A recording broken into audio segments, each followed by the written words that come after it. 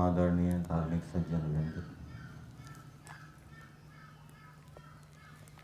ऋग्वेद के 8वें मंडल में एक मंत्र है, सुदेवो असि वरुण यस्य ते सप्त सिन्धवः काकुदम अनुसरन्ति सूर्यम सुशिराम इव। ये मंत्र महाभाष्य में भी दिया गया है और इस मंत्र की व्याख्या वहाँ पर शब्द परक की गई है। शब्द को सुदेव कहा है, शब्द को सत्यदेव कहा है। सत्यदेव नाम भी रखते हैं किसी का, शब्द भी क्या है, सत्यदेव। और ये परमपिता परमेश्वर की असीम अनुकंपा है कि ईश्वर ने अपने ज्ञान राशि को शब्द रूप वेद में दिया। प्रलय के समय में शब्द नहीं थे, प्रलय के समय में वेद ईश्वर के ज्ञान में थे। उसी वेद को जो ईश्वर के ज्ञान में थे, सृष्टि के समय परमेश्वर ने शब्द के रूप में प्रकट किया। 4 ऋषियों के अंतःकरण में शब्द के रूप में प्रेरित किया। और शब्द कैसा है, अनित्य है, हमेशा नहीं रहता, प्रलय के समय नहीं रहता। हम अनेक स्वर और व्यंजनों का उच्चारण करते हैं, क ख ग च छ ज। इन अक्षरों का ज्ञान किसने कराया? परमेश्वर ने करवाया। यदि परमेश्वर वेदों का ज्ञान ना देते तो सभी मनुष्य पशुओं की तरह बस संकेत रूप बोलियों को बोलते, जैसे संकेत करते हैं, वो किसी शब्द का उच्चारण नहीं कर सकते थे। तो ये परमेश्वर ने वेद देकर हमें अनेक अक्षरों का ज्ञान कराया और उन अक्षरों का उच्चारण कैसे होता है ये भी परमेश्वर ने बताया। और कौन कौन से अक्षर से कौन कौन से शब्द बनते हैं ये भी परमेश्वर ने बताया। जैसे छोटा बालक होता है, छोटे बालक को माता सिखाती है बोलना, क ऐसे बोलना है, प ऐसे बोलना है, ह ऐसे बोलना है। इसी प्रकार से परमेश्वर ने भी हमें शब्दों का, अक्षरों का ज्ञान कराया और उनको बोलना भी सिखाया। और ये शब्द कैसे हैं? सुदेव, सुदेवो असि यस्य ते सप्त सिन्धवः। और इस शब्द की 7 सिंधुएं हैं, 7 विभक्तियां, 7 सिंधु हैं। और एक दृष्टांत दिया है इस मंत्र के अंदर,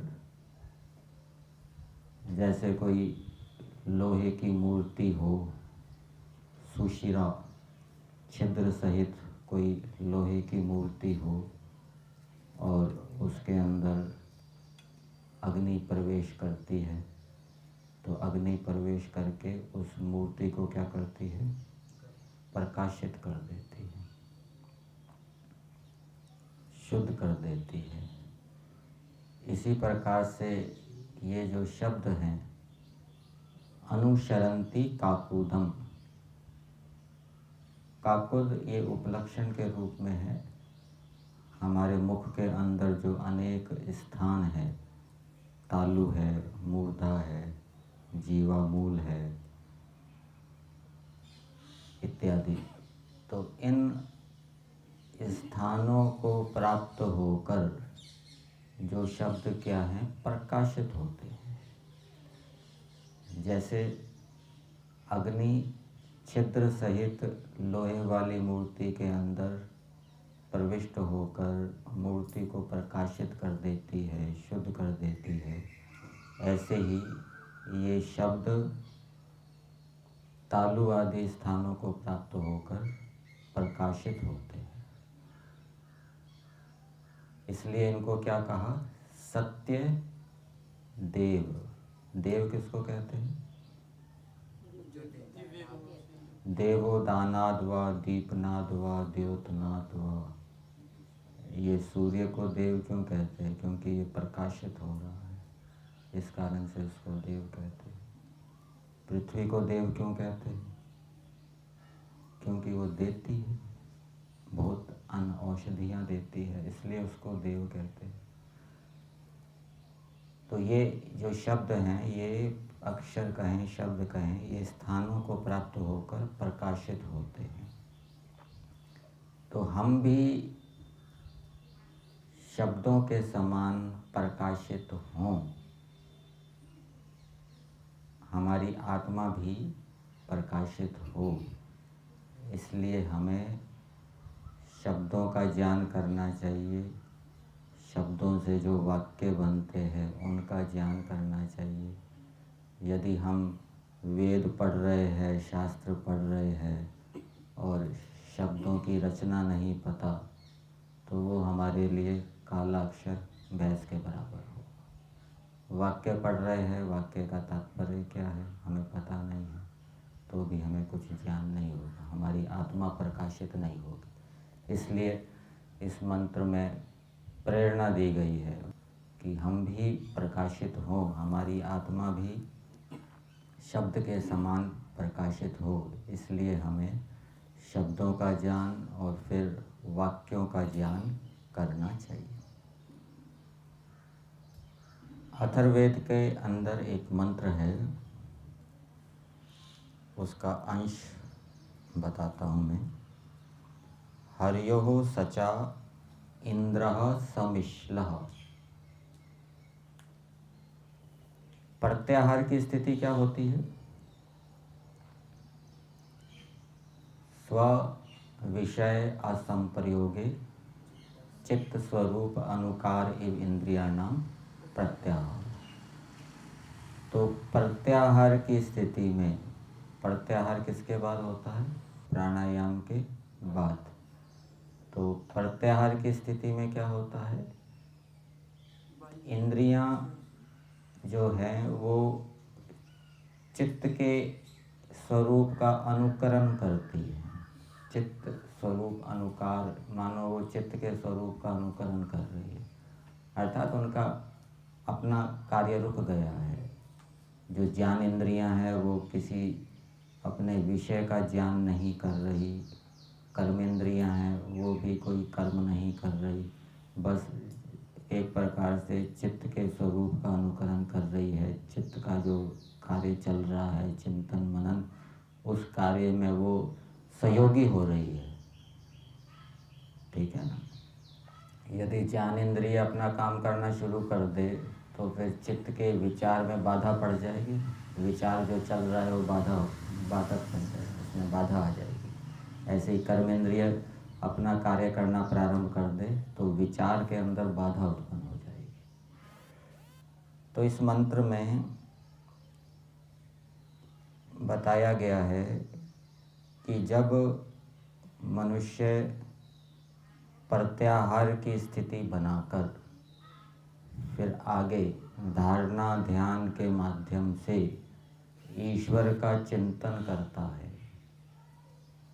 ईश्वर के गुण कर्म स्वभावों को विचारता है, तो उसकी स्थिति कैसी हो जाती है? एक दृष्टांत यहाँ पे दिया गया है कि जैसे पानी के अंदर नमक मिला दें तो सारा पानी क्या हो जाता है?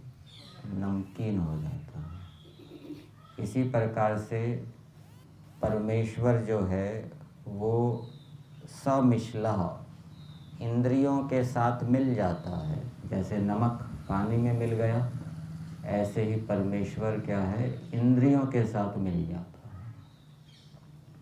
इंद्रियों के साथ मिलने का मतलब क्या? इसकी व्याख्या की है कि वो जो भी वस्तु बाहर देखता है, जो भी ज्ञान करता है, उस ज्ञान को वो ईश्वर के साथ जोड़ता है। ये वस्तु किसने बनाई? परमेश्वर ने बनाई।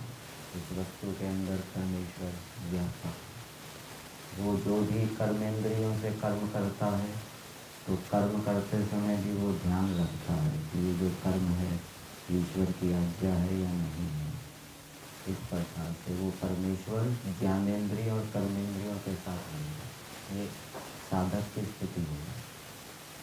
और किसकी होती है? जो केवल ध्यान से नहीं होगा, ध्यान के साथ साथ 3 बातें पहले भी बताई थी, ज्ञान, कर्म और उपासना। ध्यान तो केवल ज्ञान वाली स्थिति है। व्यवहार में यदि वो अच्छे कर्म करेगा, अहिंसा धर्म का पालन करेगा, अपने जीवन को अहिंसक बनाएगा, पवित्र बनाएगा और निष्काम कर्मों को करेगा, ईश्वर की उपासना करेगा, तो तत्पश्चात परिणाम स्वरूप ईश्वर की कृपा से उसको ये सिद्धि प्राप्त होगी कि हर जगह उसको जो भी ज्ञान करेगा उसको वो ईश्वर के साथ जुड़ेगा। जैसे आँख के ऊपर कोई हरा चश्मा पहन ले तो उसको हरा ही हरा दिखाई देता है, पीला चश्मा पहन ले तो पीला ही पीला दिखाई देता है।